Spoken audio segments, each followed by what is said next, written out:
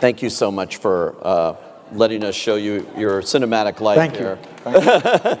And watching all of it, too. Fantastic. And here to present the Cinema Vanguard Award to Willem Dafoe, please welcome the director of The Fault in Our Stars, Josh Boone.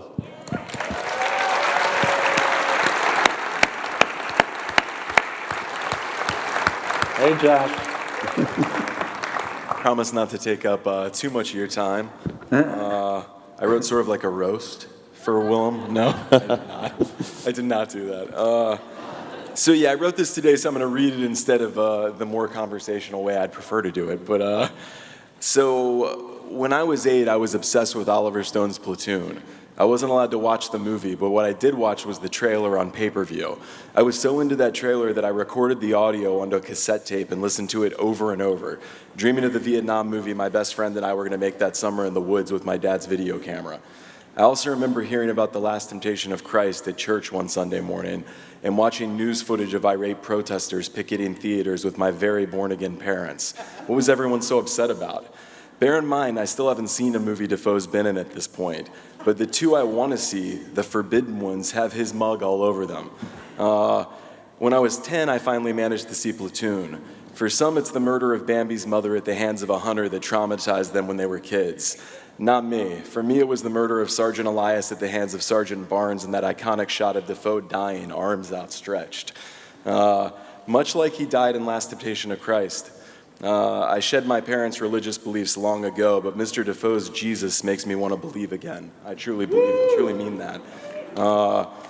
If I were to make a list of my very favorite films, that list would include Platoon, Born on the 4th of July, The Last Temptation of Christ, and Wild at Heart.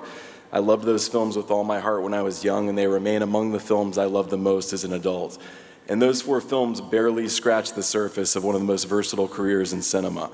What strikes me most about Mr. Dafoe's exhausting and truly remarkable body of work is how many of our greatest filmmakers have used him to such extremes. Where Scorsese saw the face of Christ, David Lynch saw pure evil. Mr. Dafoe has made a career playing both saints and sinners. It is his empathy that illuminates the sea of gray between those extremes. Mr. Dafoe's saintly work in the Florida Project is beyond reproach, which should surprise no one. He's long been one of our finest actors. It was a great honor to work with him, and it is an honor to present him with this award. Willem, you deserve all of them.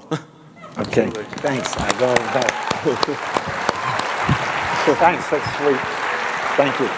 That's really sweet. Good. I think it's this thing. Yeah, is this it? That's it. Thank you so much. I won't take any more of your time, but I do want to encourage you, if you haven't seen the Florida Project, wow, this really pops. If you haven't seen the Florida Project, see it. And I want to say a few thank yous to A24 and June Pictures. Of course, Sean Baker, who is editor, co-writer, and director of the film. He made a beautiful film. Of course, the cast. I also want to thank some of my team that's here tonight. Frank Frateroli, Alan Ruspoli, Brenna Rifkin, and my brothers. Thanks, guys, for coming. Thank you so much.